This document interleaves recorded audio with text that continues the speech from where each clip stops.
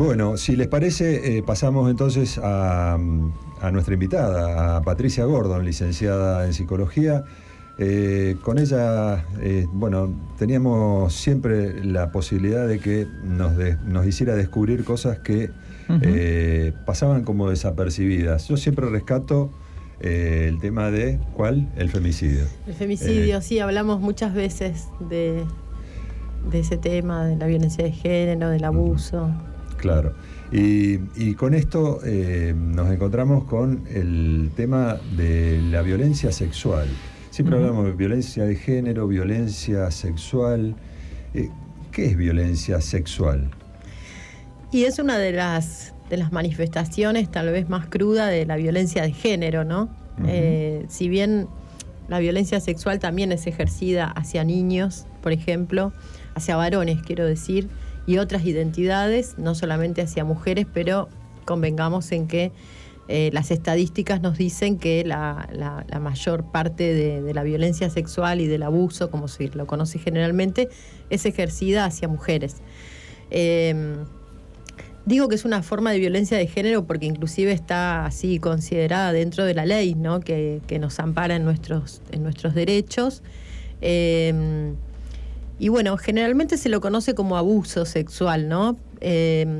Nosotras y nosotros, que también hay varones en red, preferimos dentro de lo posible, si bien el abuso es una forma así como muy genérica de hablar y la utilizamos, especificar violencia sexual contra niños, niñas, adolescentes, mujeres y demás, para enmarcarlo dentro de justamente lo que es la violencia en cuanto a sus y sobre todo en cuanto a sus efectos, ¿no? Porque el abuso etimológicamente significa mal uso, en realidad. Y bueno, a veces insistimos con analizar un poco las palabras que crean realidades porque tal vez existiría un buen uso y nosotros creemos que no, que la violencia sexual siempre hay un mal uso del poder, justamente, ¿no? La violencia sexual se ejerce siempre en un marco donde hay una cuestión asimétrica en cuanto al poder. El poder lo tiene el victimario, generalmente los victimarios son varones, aunque hay algunos casos más aislados donde los abusos los cometen mujeres, pero la mayor parte son varones. Y bueno, y hay toda una caracterización que hacemos de esta violencia sexual, donde, como les decía, ¿no? Se ejerce el poder desde la simetría, se impone un secreto. No siempre es con violencia muy explícita, si bien es una forma de violencia, la violencia es más sutil, es psicológica, muchas veces se hace mediante la seducción, esa violencia se ejecuta, quiero decir, mediante técnicas de seducción, por ejemplo en el caso de los adolescentes, cuando se les promete, por ejemplo, que si hacen tal o cual cosa, se les va a regalar algo, algún objeto valorado por ellos. En los niños y en las niñas generalmente quienes abusan les dicen que es un juego, ¿no? Que en realidad estaban jugando. Bueno, y existen otras formas de violencia sexual. ¿En el caso de los curas? Y en el caso de los curas yo creo que ahí está muy claro esto del abuso de poder y del abuso de la confianza, ¿no? Recientemente estuvimos en una gran jornada y muy emotiva en Villaguay, en Entre Ríos, donde estuvimos con varios sobrevivientes, varones ellos, todos ellos varones, fíjate, que han sido abusados por curas, ¿no? Ellos o eran seminaristas o concurrían a un colegio católico en este caso, y bueno, y por los relatos que conocemos y que hemos escuchado, siempre hay un aprovechamiento de la vulnerabilidad, ¿no? En este caso, el relato de uno de ellos, de Pablo Hook, que es de una organización que se llama Compromiso con Voz, con Z. Él muchas veces ha contado su historia. Él logró llevar a juicio al cura Moya y que exista una condena. El año, creo que fue este año, que hubo una condena a principio de año. Que eso no es lo recalco porque no es lo común. O sea que se validó su voz justamente y su verdad y su palabra, pero había un aprovechamiento de cierta vulnerabilidad, a veces los detectan, ¿no? Como chicos que en ese momento por ahí tienen un problema en la adolescencia o algún tema en la familia. Se los seduce justamente con esa compañía, entre comillas, ¿no? Con ese acompañar en determinados momentos. Yo lo que creo ya a esta altura de los acontecimientos es que existen técnicas, y que esto es algo sistemático también, ¿no? Quiere decir que, digamos, por un lado está la violencia de género, entendida como la violencia del hombre hacia la mujer, Sí. que también hay una relación de poder en esta violencia. Sí. Pero también está la violencia sexual que va dirigida hacia niños y niñas, fundamentalmente. Sí. Y esa violencia está dada, ya sea en un convento, en una escuela, Sí. digamos, en el ámbito privado de una institución incluso. Exacto. Aunque también pueda ocurrir dentro del ámbito familiar. Sí, está buena esta distinción que haces, Eduardo. Me hiciste pensar algo, que también existen muchas formas de violencia sexual hacia las jóvenes, ¿no? Que después, a consecuencia de esa violación, después generalmente viene un femicidio, ¿no? Que hoy lo nombrabas. Vieron, digo, cuántos casos que tenemos últimamente en relación a estas chicas que salen, que se les provee de alguna sustancia, o bueno, que se las espera a la salida del boliche. Bueno, ahí también hay violencia sexual, muchas veces seguida de femicidio, y esto ya, bueno, merece otras lecturas, es muy amplio el tema, ¿no? Pero bueno, esta hegemonía, más allá de todos los esfuerzos que hacemos, sobre todo desde el movimiento de mujeres y de una gran parte de la sociedad, esta hegemonía del patriarcado, como, bueno, permitiéndose aprovecharse de los cuerpos de las mujeres como mensajes disciplinadores, ¿no? Porque después viene esto, ¿y por qué estaba a esa hora afuera? ¿Por qué se vistió de determinada manera? Y bueno, y vuelvo un poco a lo último que estabas planteando, que también yo creo que en las estadísticas ocupa una de las cifras más importantes, que es el abuso dentro del ámbito familiar. Claro. La verdad que es el más duro de digerir, porque nunca se espera que un padre, por decirlo de alguna manera, abuse de su hija o de su hijo, o un hermano, o un tío, o un abuelo. Y ahí vos desnudaste una palabra que era un tabú, el incesto. Sí, el incesto, ¿cómo te acordás? Me acuerdo que sí, que lo hablamos, y bueno, y es algo que a mí me gusta recalcarlo para poner las cosas en su lugar, porque cuando ocurre dentro de ese ámbito familiar, lo importante es quién está ejerciendo esa función. No importa si es el padre biológico, es quien haga de padre o quien esté cumpliendo una función. No tiene que ver con lo consanguíneo exactamente. Y es incesto porque, bueno, justamente, como decíamos en aquel momento, y yo un poco, bueno, siempre trato de transmitir esto, de que es incesto porque existe una ley simbólica que ordena toda nuestra cultura, que es la prohibición del incesto.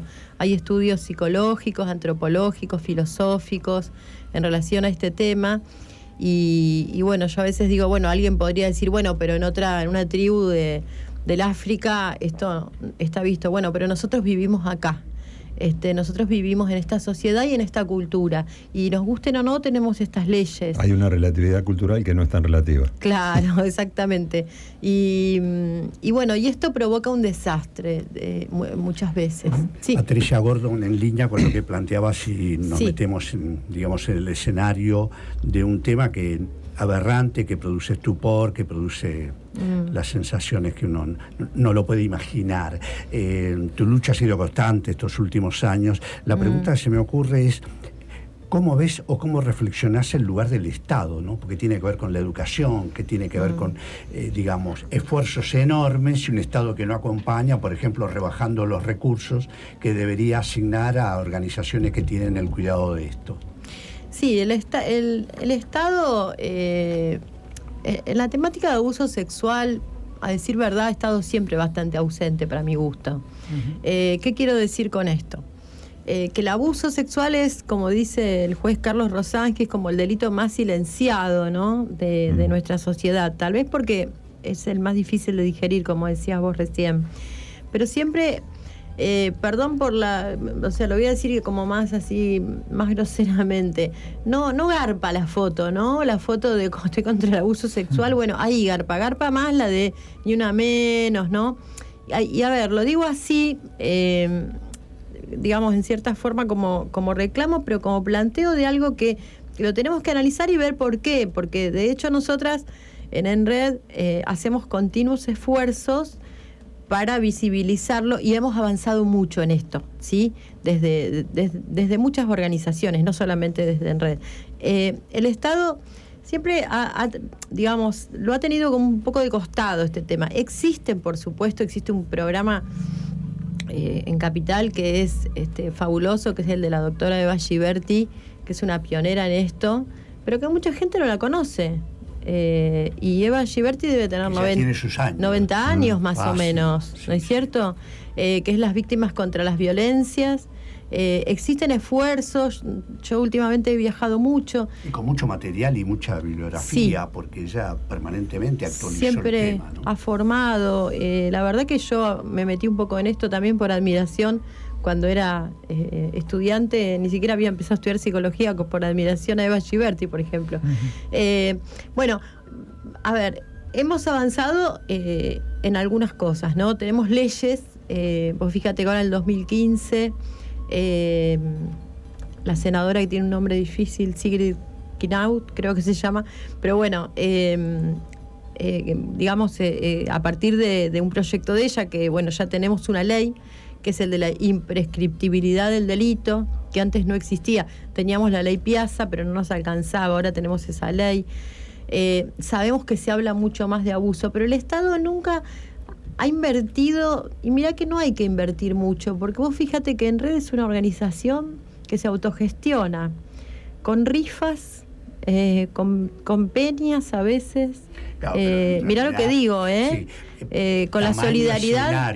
Tener que contenerlo con rifas. Bueno, pero lo digo así un poco con cierta ironía también, porque digo, vos fíjate que con tan poco nosotros podemos hacer tanto, ¿sí? Siempre en un lugar que generosamente algún sindicato o alguna organización nos ha cedido. En su momento fue CTA Autónoma, ahora el Sindicato de Luz y Fuerza. El trabajo es voluntario, digo. Fíjate cuánto podemos hacer en materia de asistencia. Y bueno, y voy a esto. Y no hubo nunca, ahora vos respondiendo un poco a tu pregunta, no hubo nunca en la ciudad de Mar del Plata un centro integral de atención para víctimas de violencia sexual. Nunca.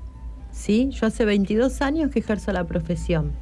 Digo esto porque los casos más sonados mueven a la sociedad, colocan el tema y vemos a los familiares ahí en Tucumán y Brown protestando contra, digamos, la permisividad o las facilidades que se le da a los abusadores, ¿no? Por ejemplo, con penas que la sociedad pide más severidad.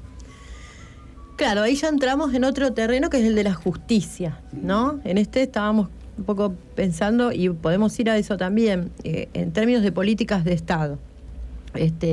Bueno, por eso justamente después vamos a desarrollar, si hay tiempo, un poco lo de la mesa, porque la creación de una mesa interdisciplinaria, permanente... Claro, justo estaba mirando tiene eso que ver con esto. En el mes de julio se juntaron en el Consejo Liberante para conformar una mesa de trabajo sobre violencia sexual. Un poco queríamos... Sí, bueno, por todo esto que estamos hablando, fuimos conjuntamente con la organización Alameda, de la cual también formo parte, y ENRED, nos acercamos a la concejal Verónica Lagos, del Frente de Todos. Nos acercamos a Verónica porque Verónica Lagos siempre ha sido, más allá de los partidos, lo digo porque ENRED no es una organización partidaria, siempre ha sido sensible a estos temas porque integra la Comisión de Derechos Humanos o la preside. Y bueno, un poco este proyecto nosotros lo tenemos en nuestra cabeza desde hace muchos años, pensando en todas estas falencias, ¿no?, que estábamos hablando del Estado. No hay un lugar, un centro integral de atención, un lugar que reúna todas las condiciones. No puede ser que una víctima la violen y tenga que esperar un turno para que la vea una psicóloga, porque si te violaron a las 12 de la noche y no te puede atender un profesional para contenerte, estamos en serios problemas Hoy en el esquema para muchas cosas, ¿no? Del esquema del servicio de salud municipal no existe un espacio. Nunca lo hubo, en realidad. A ver, alguien podría decirme, sí, pero para víctimas de violencia de género tenés tal dispositivo, tal otro. Sí, pero no es lo mismo. Por eso yo digo lo específico de la violencia sexual, porque por ahí sería demasiado largo desarrollarlo, pero provoca efectos que no son los mismos efectos que otro tipo de maltrato, ¿sí? Entonces digo, bueno, y requiere de una formación especializada. Si te parece, para poder vamos a desarrollarlo avanzar con más detalle, el tema de la mesa, que tiene que ver con esto y por ahí no tiene que ver porque vos también marcás algunas ciertas diferencias. Vamos a ver cuáles son. Son las 6:20, estamos conversando con Patricia Gordon, licenciada en Psicología. Seguí escuchando ¿Qué pasa aquí?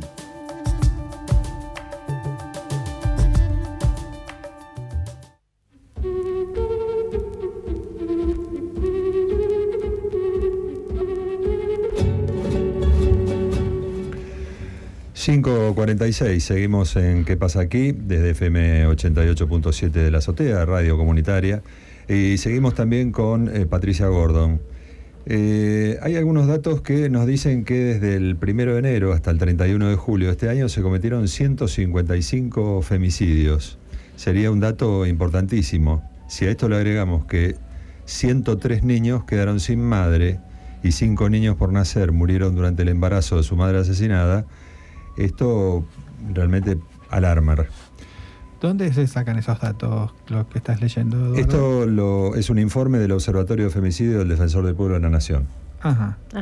Sí. Porque dentro de la mesa que ustedes estuvieron trabajando también se proponía como una especie de observatorio y centro estadístico, ¿no? Sí, son dos cuestiones diferentes, digamos, uno es el tema del femicidio, que es un poco lo que decía Eduardo, que bueno, también si bien no es la problemática específica con la que nosotros trabajamos, en cierta forma, digamos, hay una autora que es Ana María Fernández que habla de la ferocidad del patriarcado, ¿no? Y para definir a los femicidios. Y bueno, yo lo que creo es que sí, es que van en aumento, es que el Estado no está respondiendo, digamos, justamente a partir de esto que vos me planteabas hoy, de las políticas públicas necesarias como para poder trabajar esto y evitarlo, ¿no? Yo creo que el femicidio es el último eslabón de una cadena que por ahí empieza con un chiste misógino o machista. Alguien alguna vez me puede haber dicho, uy, qué exagerada. No, vos fíjate que no, yo no estoy diciendo, no estoy hablando de algo lineal, que decir, bueno, el que hace un chiste va a ser un femicida. Claro. Pero digo, Freud tiene una frase que dice... diciendo a qué mujer no le gusta, claro, ¿no es cierto? Freud dice que empezamos cediendo con las palabras y terminamos cediendo con las cosas, ¿no? Claro. Nosotros no queremos ceder nada, porque ya desde hace siglos que estamos cediendo la vida de las mujeres, nuestras propias vidas, estamos cediendo la vida de nuestros hijos, ¿no? Que quedan en la línea de fuego, estamos cediendo tanto, que hoy por hoy hay una posición firme. ¿No? A mí me gusta mucho cuando las chicas dicen, digo las chicas, no las más jóvenes, esto de que no nos callamos más. Esto es muy importante.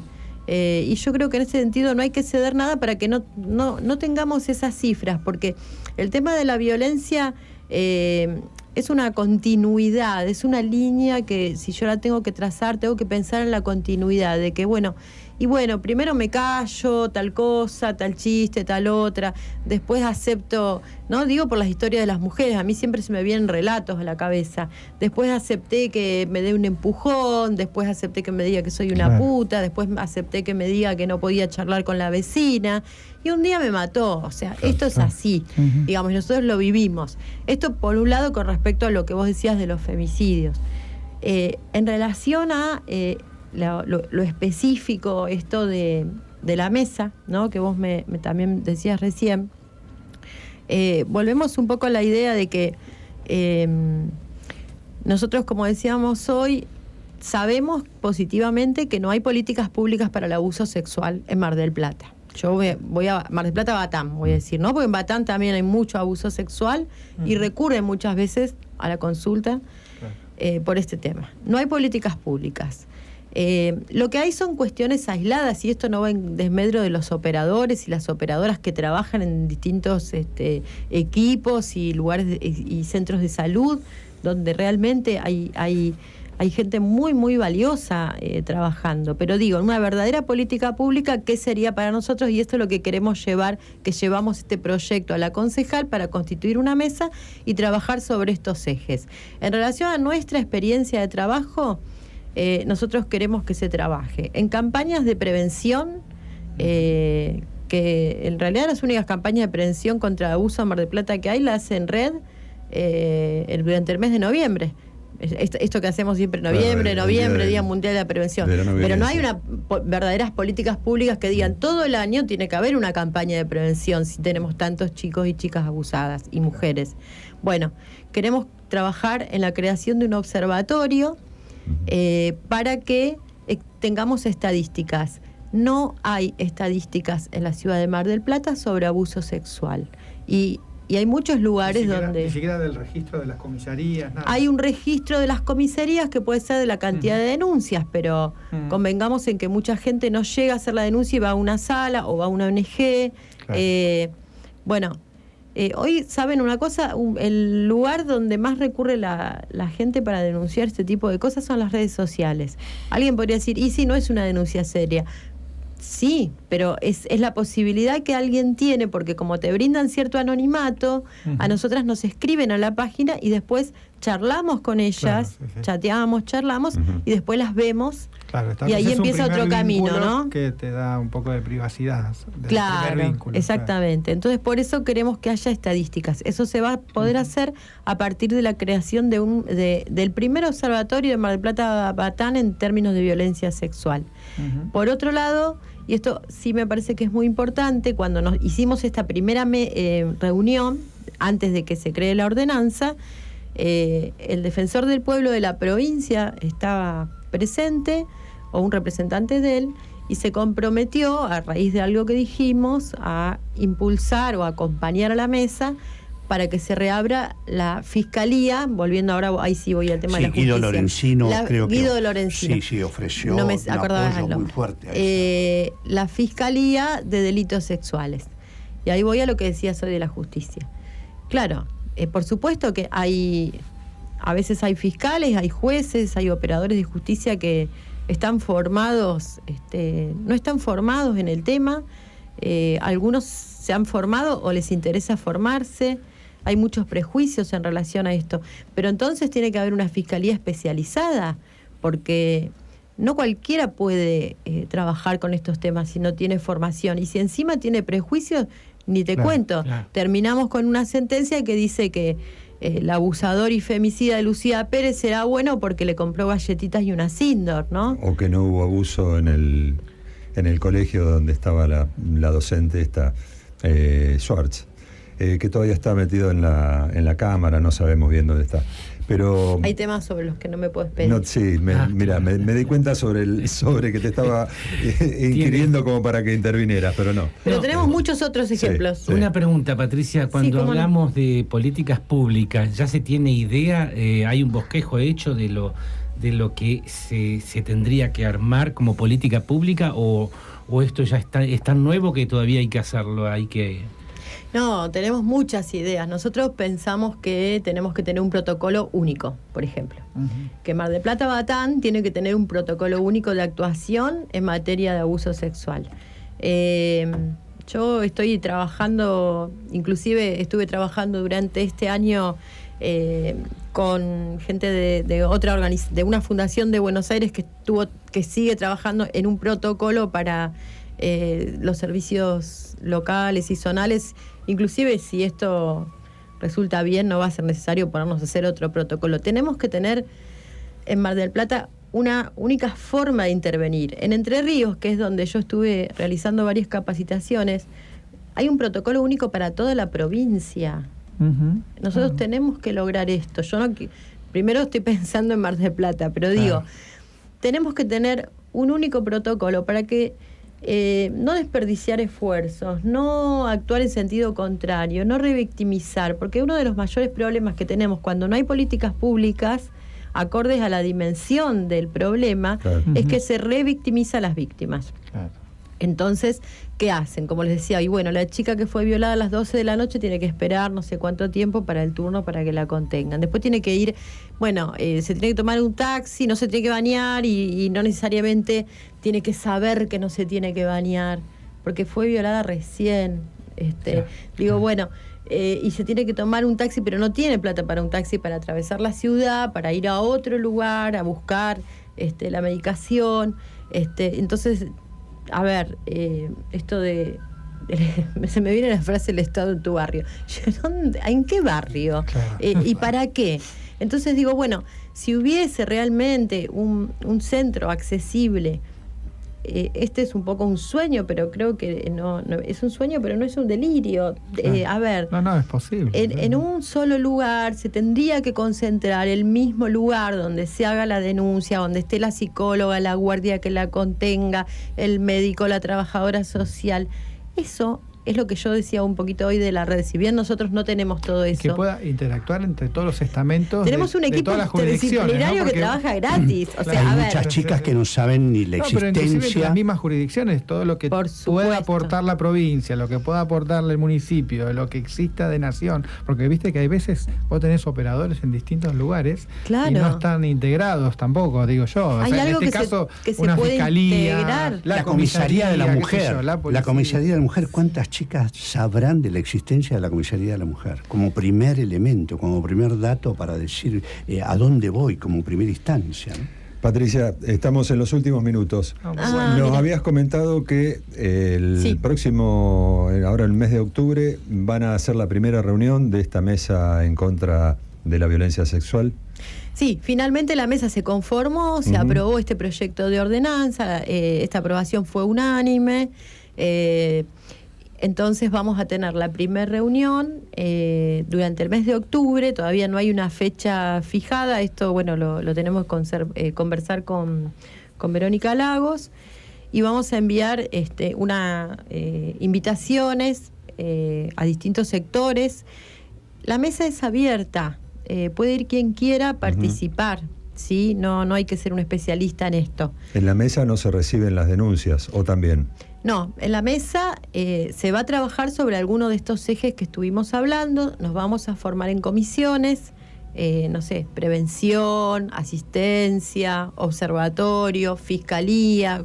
Entonces vamos a invitar a distintos sectores: salud, educación, justicia. Queremos que se sienten a la mesa integrantes de la justicia para poder responder a nuestras inquietudes, para escuchar qué propuestas tienen, para que den a conocer cómo trabajan, para que la comisaría de la mujer, por supuesto, claro. Y sí, porque con ellas estamos trabajando todo el tiempo, entonces tenemos que ver cómo se hacen esas entrevistas, qué necesitan, de qué manera podemos difundirlo. Educación es importantísimo, salud es importantísimo también que esté presente. Y digo, bueno, más todas las otras organizaciones que siempre están, que acompañan, todos los concejales tendrían que ir. El otro día había 2 nada más, ¿no? Entonces digo, bueno, eso habla también un poco de lo que nos pasa con el tema del abuso. La mesa tiene otra particularidad, y no me quiero olvidar de decir esto, que está también constituida por familiares y sobrevivientes de violencia sexual. Hay mujeres que han sobrevivido a un abuso, a un incesto, y son parte de la mesa. Y también las madres o padres que protegen a sus hijos que han sido abusados sexualmente. Cuando nosotros decimos una mesa intersectorial, es justamente pensando en que el empoderamiento de las sobrevivientes, como ellas se autodenominan, no víctimas, sino porque han sobrevivido, y de las familias que protegen, es importantísimo, porque hay, ellas y ellos saben más que nadie lo que es el abuso sexual, más allá de toda nuestra formación, instrucción, capacitación y demás, porque lo vivieron en su propio cuerpo. ¿La primera reunión va a ser en el Consejo Deliberante o en otro ámbito? Sí, la idea es que la mesa se reúna una vez por mes en el recinto del Consejo Deliberante, porque es una mesa que ya está institucionalizada.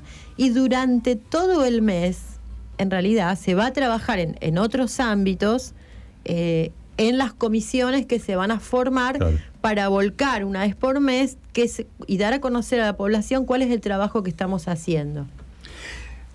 Se necesita mucha Patricia Gordon en el medio de comunicación. Bueno, yo estoy en representación de dos organizaciones. Claro, hay muchas. Es largo el tiempo que estás en esto, por eso necesitamos más Patricia Gordon. Les quiero contar que somos 34. Bueno, pero digamos, y no hay mineras, ni mineros, una larga lucha en todo esto. Patricia, realmente gracias, haces un tema duro, difícil y por momentos se hace apasionante, ¿no? En la búsqueda de cómo atenuar, cómo contener esto, no sé si denominarlo flagelo, epidemia, no sé cómo darle el adjetivo calificativo de la gravedad de todo esto. Muchísimas gracias. No, por favor, gracias a ustedes siempre por la invitación a estar y bueno, volveremos con más novedades seguramente. Dale, buenísimo. Ahí te esperamos. Dale.